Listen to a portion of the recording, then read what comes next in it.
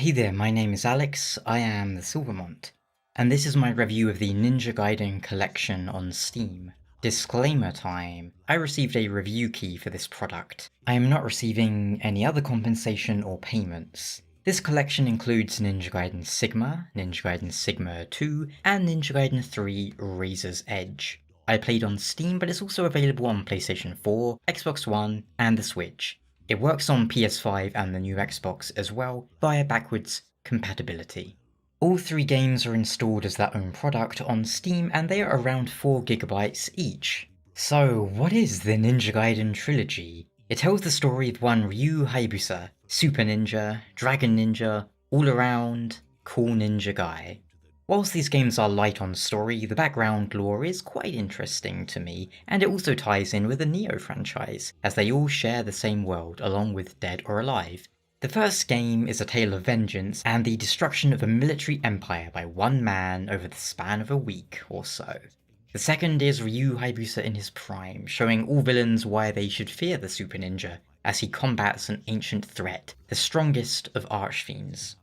And the third game takes a more introspective route, or at least as much as you'll get introspection in a franchise like this, with Ryu being stricken with a curse that causes him to suffer from all the animosity of those he's killed, whilst also trying to tackle a huge organisation bent on the standard world domination and all that. Story's not the main appeal here though, it's the action. Ninja Gaiden 1's more of an action-adventure game with more inventory and item management than the other games, more exploration, puzzles, backtracking and whatnot. Although less so in this Sigma edition. Ninja Gaiden 2 is where the franchise hit its peak and found its identity, a masterpiece in action, with that being the sole focus. You move down a linear path and you destroy anything that pops up. Ninja Gaiden 3 built on that while trying to appeal to more contemporary trends of the time. Now, if we're talking the original versions of these games, I'd score them roughly something like 8 out of 10 for Ninja Gaiden 1, 9 out of 10 for Ninja Gaiden 2, maybe a 10, and 4 or 5 for Ninja Gaiden 3. However, these aren't the original versions of the game, these are the updated versions. Ninja Gaiden Black were Xbox exclusive, Ninja Gaiden 2 was Xbox exclusive. Then they released Sigma versions for the PlayStation 3. After the game director, Itagaki, he left the studio and, well, Sigma and 3 happened. To put it simply, Sigma 1 is a side grade of Ninja Gaiden 1/Black, which is superior in some aspects, but worse in others. Overall, it is inferior in my opinion because it's just, clearly you can tell there are cutbacks and drawbacks to it being made for PlayStation 3, even though they put in a few extra things to try and distract from that. But it's fine for the most part, you know? It's faithful enough to the original. Sigma 2 is a complete downgrade over vanilla Ninja Gaiden 2, really ruins a lot of the game to the diehards eye. If you're a newcomer, it will be more than serviceable. If you've never played Ninja Gaiden 2, then it will be fine for you, it's absolutely fine. Razor's Edge, however, is actually a straight upgrade from Ninja Gaiden 3 base game, which was frankly awful. For a Ninja Gaiden game, that is. I'd still rather play Ninja Gaiden 3 than Ninja Gaiden Yaiba. We'll go more into that soon, but let's quickly talk about the PC options, or lack thereof. There are no PC options for Ninja Gaiden Trilogy. None whatsoever. If you want to make the game full screen, well, you have to click the maximize button on the game window. If you want to change the resolution, you need to go into Steam properties and go into launch options and put in 720p, 1080p or 4K. I have a 1440p monitor. Well, I've been playing the game at 1080p for the sake of capturing footage. Frankly, this is disappointing as it shows a lack of effort that went into this collection. We're effectively just emulating the PS3 versions at this rate. And the lack of effort's not confined to that either. First up though, performance. Well, I had no real issues on my end. I don't know how it will be for other people, of course. When it comes to crashes, frame rate dips and so on, the game's been okay for me. It is sad that we don't even get a launcher to config the game though. I'm not too picky when it comes to PC ports. You know, I don't really need millions of options, but I do expect, at the very least, the option to have resolution sliders or whatever options, basically. I also want VSync and framerate cap and, windowed, full screen, borderless windowed options. That brings me back to the low effort point though. The ideal collection for Ninja Gaiden would give us Ninja Gaiden Black and Sigma, Ninja Gaiden 2 and Sigma, letting us choose. But if we have to have just one version of each game, it should have been Black and it should have been vanilla Ninja Gaiden 2, which is the more pressing issue. You wouldn't believe how irritated I was back when Sigma 2 came out, because I found it, frankly, offensive to the original team's creative vision. Now, Ninja Gaiden 2 is one of my favourite games of all time, so them releasing this horrible, butchered version of it really got on my nerves. They removed violence for technical reasons and acted like it was for stylistic reasons, and even if true, why would you want to chop an enemy's arm off and see it like turn into pink smoke? No, sorry, that's dumb. They put in bizarre new bosses, they reduced enemy density, and they rebalanced the whole game, and it just messes with everything they set out to achieve in the first place. Still, as a standalone game with no comparisons to the original, Sigma 2 and Sigma are fine, because of the underlying games being so good. Now, as for the new stuff they put in Sigma 2, there were like some new characters, because there was that, there were bosses. I think they added a new weapon into Sigma 2 as well, I don't remember the name of it, but it's basically like a two-handed greatsword that was in Ninja Gaiden 1. Still, when we got to Ninja Gaiden 3, that one suffered because it was the first time the Sigma team was working on a Ninja Gaiden game from scratch without Itagaki, and it really showed. One weapon, one ninpo.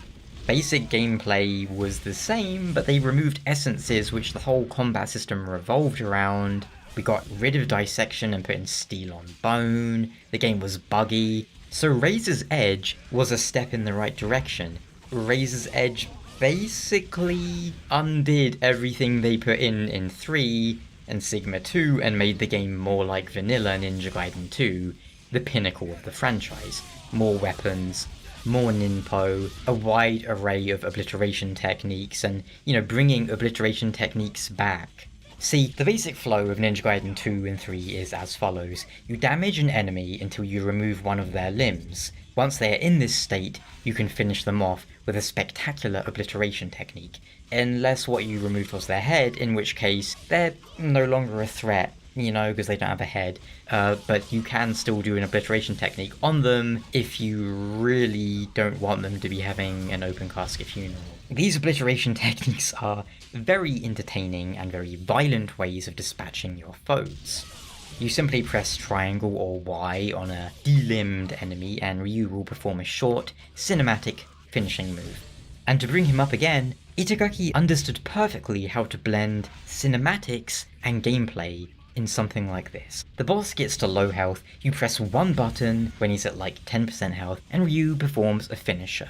So you're able to focus on the animation, compared to, say, I don't know, God of War or something, where you needed to press like a whole bunch of buttons and you're not looking at the action, you're looking at the button because you need to be aware of what's going on. Again, compare with a segment in Ninja Gaiden 3 where Ryu Hayabusa is running away from a dinosaur. Why do we need to play that by holding the analog stick down in a segment that's not really even interactive? You just hold down, you jump twice, and then you slide. And that really could have been a cutscene and should have been a cutscene. Along with enemy spawn placements, boss designs, and balance, removing the enemy density in 2 but pumping up the health of enemies was a terrible decision. The whole point of that game is that enemy ninjas, they fear Ryu. They leave messages on like graffiti saying Super Ninja nearby, Super Ninja on the prowl. They will ambush him, outnumbering him, trying to take him down with their dying breath, even in a suicide attack. Because they know he can dispatch them with a few short movements, even if there's 10 of them. So moving, like cutting the enemies down in quantity and beefing up their health is dumb. I could honestly keep on like that for an hour, so let's recap. Ninja Gaiden Sigma is largely inoffensive, the changes aren't too egregious. Sigma 2s are far more dire, but the basic game is still really good and the best of the three, I think.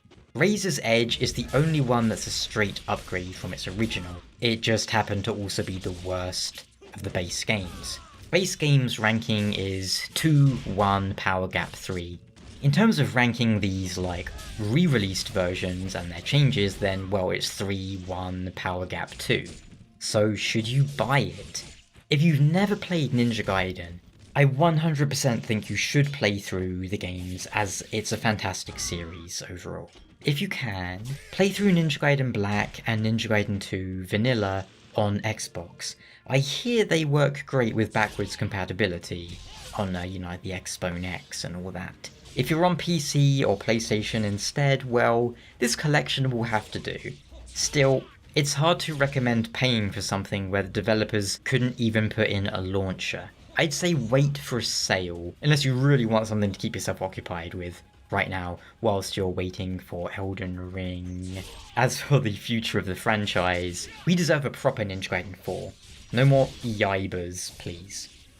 I'd like to think the team learned from Ninja Gaiden 3, Razor's Edge. I'd also like to think that Team Ninja's experience with Neo has told them what players want from these kind of games. Whilst Ninja Gaiden and Neo are very different beasts, both give us fast, stylish and satisfying combat that's extremely visceral and has a good amount of challenge. Here's what you do. Cut out QuickTime events. You can keep finishers and obliteration techniques and all of that. Cut out Kasumi, as I'm sorry but she has no place in this violent world, and I like Kasumi as a character, but she shouldn't be here. Ayane makes sense. Bring in Hayate. He's got to be almost as strong as Ryu Hayabusa. He doesn't have like the Dragon Blood lineage, but he's no pushover, and he deserves his chance to go demented and hit people with his foot, you know? Either way, give us Ninja Gaiden 4 with a gameplay based around 2 as a starting point to build from. That about does it though. I hope this review was helpful and not too much senseless rambling. Ninja Gaiden is a franchise very near to my heart. Also, I usually don't have any interest in ninjas or scythe weapons, but Ryu manages to be a very cool ninja, and the scythe weapon is so good in 2 and 3. So I get passionate and ranty when discussing Ninja Gaiden. If you have any questions about the collection or the franchise in general that I didn't cover, ask them down below and I will get back to you ASAP. Until next time, thank you so much for watching and take care. I mean, there's super ninjas on the prowl out here. Ciao.